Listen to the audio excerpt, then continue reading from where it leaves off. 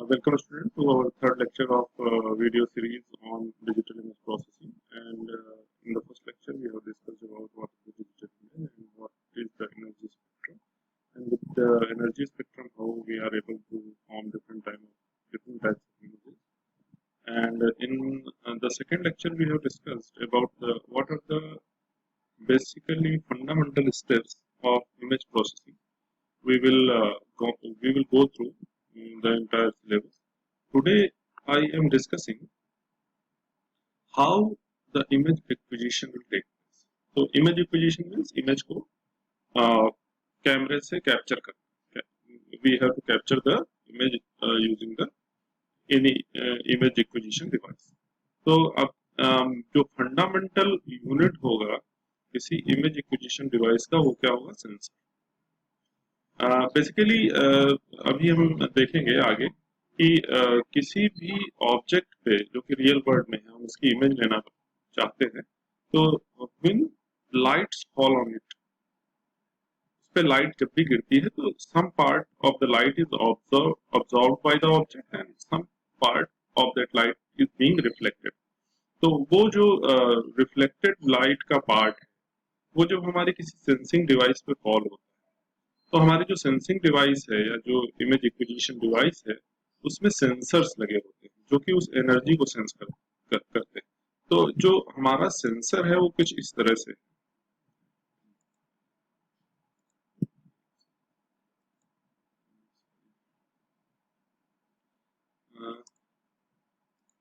ये हमारा जो सेंसर है कुछ इस तरह से मतलब इसका जो आर्किटेक्चर है सेंसर का वो कुछ इस तरह से है. इस पे एनर्जी फॉल होगी. अब ये एनर्जी कहाँ से आएगी? जिस भी सीन को हम कैप्चर करने जा रहे हैं उस सीन से जो रिफ्लेक्ट हुई एनर्जी है वो ये एनर्जी है जो कि सेंसर के फ्रंट एंड पे फॉल होगी.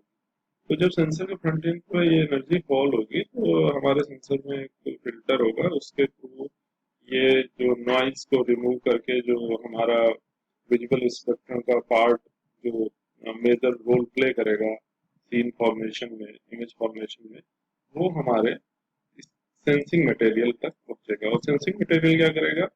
Depending upon the energy of the light that is falling on the sensor will generate some certain voltage. Voltage waveform will be generated. Means अगर जो एनर्जी है उसकी इंटेंसिटी ज्यादा होगी जो कि सेंसिंग मटेरियल पे फॉल हो रही है तो हाई वोल्टेज जनरेट होगा. अदरवाइज उसी रेशियो में एक मिनिमम से मैक्सिमम वैल्यू के बीच में एक बी मिनिमम होगा, मिनिमम वोल्टेज, और बी मैक्सिमम वोल्टेज. इन दो वोल्टेज के बीच में कोई हमारा वोल्टेज जनरेट करेगा ये हमारा जो सेंसर होगा. तो ये किस पे डिपेंड करेगा कि एनर्जी जो भी हमारी सेंसिंग डिवाइस पे फॉल हो रही है उसके करस्पॉन्डिंग हमारे ये वोल्टेज और वेवफॉर्म. ठीक है. तो अब देखिए अगर हम इस तरह के बहुत सारे सेंसर्स को एक लाइन में ऑर्गेनाइज कर दें तो हम इसको बोलते हैं line sensor. Means we are having a rod type of structure in which all the sensors are being attached in the form of single dimensional array. और इस अगर हम इन्हीं single dimensional single line sensors को अगर कई line sensors एक के बाद एक अप्लाई कर दें तो एक हमारा एरे सेंसर बन जाएगा, 2D एरे सेंसर टाइप का बनेगा.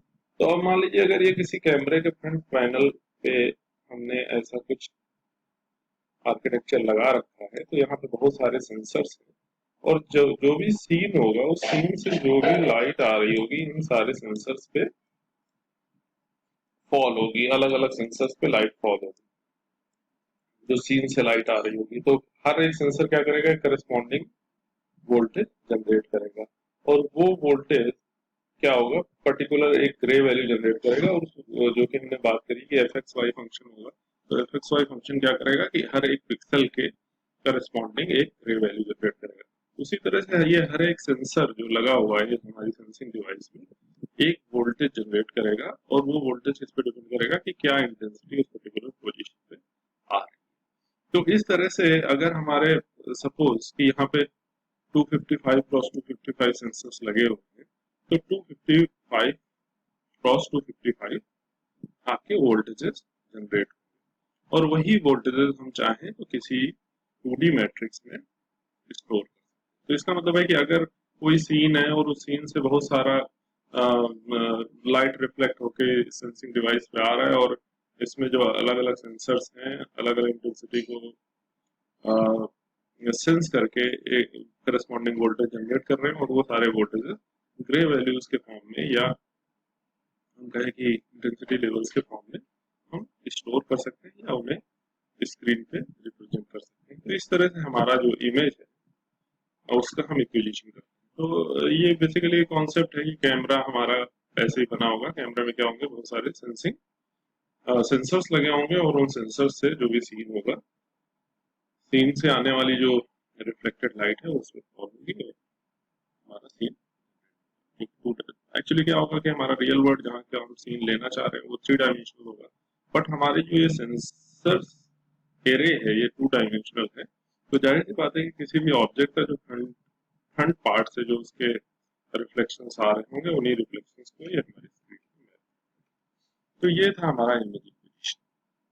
देखिए उसी चीज को जो कि मैंने बोला उसको यहाँ पे डायग्राम से शो किया गया है। यहाँ पे एक इल्यूमिनेशन एनर्जी सोर्स है, और ये सोर्स से लाइट आ रही है, और सपोज ये एक ऑब्जेक्ट है, ये सीन एलिमेंट है, ये कोई ऑब्जेक्ट है जिसका इमेज हम फॉर्म करना चाहते हैं।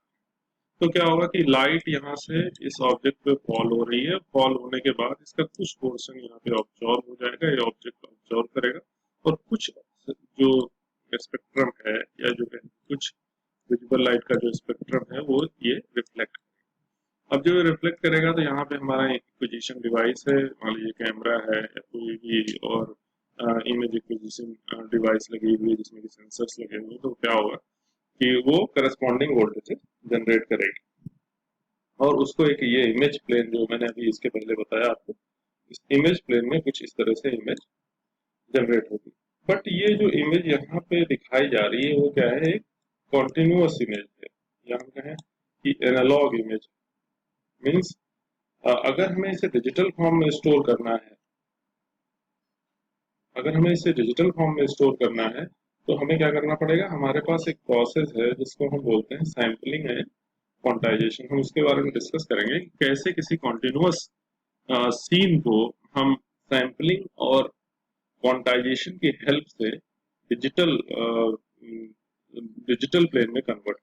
जैसे ये वाला जो आपको सामने दिखा है ये हमारा डिजिटल प्लेन है, और इसमें हम ये देख सकते हैं कि जो सीन है एक्चुअली सिमिलर नहीं है, क्योंकि हमने जो स्क्रीन को पिक्सल्स में डिवाइड किया हुआ है, और जो ये पिक्सल का विड्थ है ये कुछ इस तरह से है। तो जाहिर सी बात है कि अगर हम किसी कॉर्नर को यहाँ पे मैप करना चाहेंगे तो हमें पूरा 1 पिक्सल एक्स्ट्रा लेना पड़ेगा या कम लेना पड़ेगा। तो उससे जो हमारी इमेज फॉर्म होगी यहाँ पे वो एग्जैक्ट नहीं होगी, बट बिल्कुल ओरिजिनल फॉर्म में नहीं होगी, लेकिन मिलती जुलती हुई इमेज फॉर्म होगी। जैसे आप देख रहे हैं कि यहाँ पे जो इमेज है वो इससे थोड़ी सी डिफरेंट है।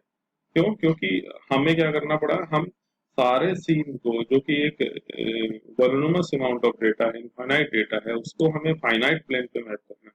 तो जाहिर सी बात है क्या करना पड़ेगा, हमें उसके सैंपल्स लेने पड़ेंगे, मतलब जो प्लेन के कोऑर्डिनेट्स के सैंपल लेने पड़ेंगे, क्योंकि प्लेन में बहुत सारे, अगर हम कहें कॉन्टिन्यूअस प्लेन है तो उसमें बहुत सारे कोऑर्डिनेट्स हैं। तो सारे कोऑर्डिनेट्स को हम एक डिजिटल प्लेन में या एक फाइनाइट मेमोरी में या एक फाइनाइट स्क्रीन में मैप नहीं कर पाएंगे। तो हमें क्या करना पड़ेगा, सैम्पलिंग करनी पड़ेगी। इसी तरह से जो उसके ग्रे लेवल्स होंगे, ग्रे लेवल्स भी हमारा जो ओरिजिनल सीन है उसमें बहुत सारे ग्रे लेवल्स हो सकते हैं, लेकिन हमारा जो इमेजिंग सिस्टम है उसमें जो ग्रे वैल्यूज को रिप्रेजेंट और स्टोर करने की जो कैपेबिलिटी है वो भी लिमिटेड है। तो हम ग्रे वैल्यूज का भी एक तरह से फिल्टरिंग करेंगे, और इस प्रोसेस को हम कहते हैं क्वांटाइजेशन। तो जो भी हमारा कॉन्टिन्यूअस सीन होगा उसमें हम after application of sampling and quantization, sampling means digitizing the coordinates and quantization means digitizing the gray levels. So after this process we will generate a digitalized image. So this is the image acquisition process. Now we can see a simple image formation model. I have already discussed about it. कि fxy एक कोई function है जो कि क्या देता है, grey levels. किसके grey levels? Spatial coordinates X और वाई, जो कि हमारे स्क्रीन के पिक्सेल्स हैं जिनके की पर्टिकुलर कोऑर्डिनेट्स। तो फिर मैंने बताया कि इल्यूमिनेटिंग सोर्स से एनर्जी आती है, एनर्जी आने के बाद जो इंसिडेंट होती है कुछ एनर्जी, जो एनर्जी इंसिडेंट होती है और जो रिफ्लेक्ट होती है। illumination and these are called the illumination and reflectance components। तो हम क्या करेंगे, जो एनर्जी आई उसको हमने दो कंपोनेंट्स में डिवाइड किया, एक है illumination components और दूसरे है reflectance। मतलब ये रिफ्लेक्ट होने वाला पोर्शन है और ये इल्यूमिनेट करने वाला पोर्शन है, मतलब जो लाइट हमारे ऑब्जेक्ट पे फॉल हो रही है और ये जो उसके बाद रिफ्लेक्ट हो पा रही है। तो ये जो हमारा सिंपल इमेज फॉर्मेशन मॉडल है ये बताता है कि इल्यूमिनेशन जो एनर्जी फॉल हुई और जो रिफ्लेक्ट हुई, जो जो ये एक्चुअली क्या होगा, कुछ ये ऑब्जॉर्ब हो जाएगी और ये क्या होगा, कुछ रिफ्लेक्ट हो जाएगी। तो इन दोनों का जो मल्टीप्लिकेशन करेंगे तो हम ये जो हमारा इमेज फॉर्मेशन मॉडल कहता है कि ये इन दोनों का जो मल्टीप्लिकेशन होगा वो किसी पर्टिकुलर स्पेशियल कोऑर्डिनेट का grey level, F X Y क्या बताता है, एक्स वाई कोऑर्डिनेट का क्या ग्रे लेवल। तो यहाँ पे देखिए, जब when R X Y equals to zero means जब रिफ्लेक्टेंस जीरो होगा तो कुछ रिफ्लेक्ट नहीं होगा, तो उस समय क्या होगा, ये जीरो हो जाएगा। तो इसका मतलब उस समय ग्रे लेवल क्या होगा, जीरो होगा। तो अगर ग्रे लेवल जीरो हो गया तो इसका मतलब है कि वो पर्टिकुलर पिक्सल कैसा होगा, डार्क। इसी तरह से अगर टोटल रिफ्लेक्शन है तो यहाँ पे क्या होगा, आर की वैल्यू वन हो जाएगी, जिसका मतलब जो भी सीन पे लाइट फॉल हो रही है वो एग्जैक्टली रिफ्लेक्ट होगी। तो जो ग्रे लेवल आएगा वो क्या आएगा, मैक्सिमम आएगा। तो मिनिमम से मैक्सिमम के बीच में जो ग्रे लेवल्स हैं वो एफ एक्स वाई जनरेट करेगा इस तरह से। और ये किस पे डिपेंड करेगा कि जो मटेरियल है जिसके ऊपर हमारी लाइट फॉल हो रही है उसका उसका रिफ्लेक्शन इंडेक्स क्या है और उसका अब्जॉर्प्शन इंडेक्स क्या है। तो इन दोनों चीजों से मिलके हमारा ये पर्टिकुलर पिक्सल हमें पता चलेगा कि डार्क होगा या वाइट। तो यहाँ पे इस स्लाइड में हमने कुछ पर्टिकुलर मटेरियल्स के जो रिफ्लेक्टेंस हैं वो लिए हैं कि ये जो है, जैसे ब्लैक वेलवेट है, ब्लैक वेलवेट का जो क्लॉथ है उसका जो रिफ्लेक्टेंस है वो कितना है, 0.01। मतलब ये है आपका केवल 1%, टोटल जो लाइट फॉल होगी उसका 1% ही रिफ्लेक्ट। ये देखिए 0.65 है स्टेनलेस स्टील। अगर स्टेनलेस स्टील का कोई ऑब्जेक्ट है तो जो उस पर लाइट फॉल होगी उसका 65% रिफ्लेक्ट होगा। अगर फ्लैट व्हाइट वॉल पेंट है तो इस पे 80% जो है रिफ्लेक्टेंस है, इसका मतलब 80% लाइट रिफ्लेक्ट हो जाएगी। सिल्वर प्लेटेड मेटल है तो 90% रिफ्लेक्ट हो जाएगी। और अगर स्नो है तो 93% रिफ्लेक्ट हो जाएगी। तो जितनी ज्यादा लाइट रिफ्लेक्ट होगी, मतलब जो लाइट गिरने का पोर्शन रिफ्लेक्ट होगा, उससे हमें इमेज की इंटेंसिटी पता चलेगी। मतलब जितना ज्यादा रिफ्लेक्टेंस होगा इमेज उतनी वाइट के करीब होगी और जितना कम रिफ्लेक्टेंस होगा इमेज उतना black. So this was all for this video. Actually, we have a limit for recording, that is 15 minutes. So this is all for this video, and I will be covering this next slide.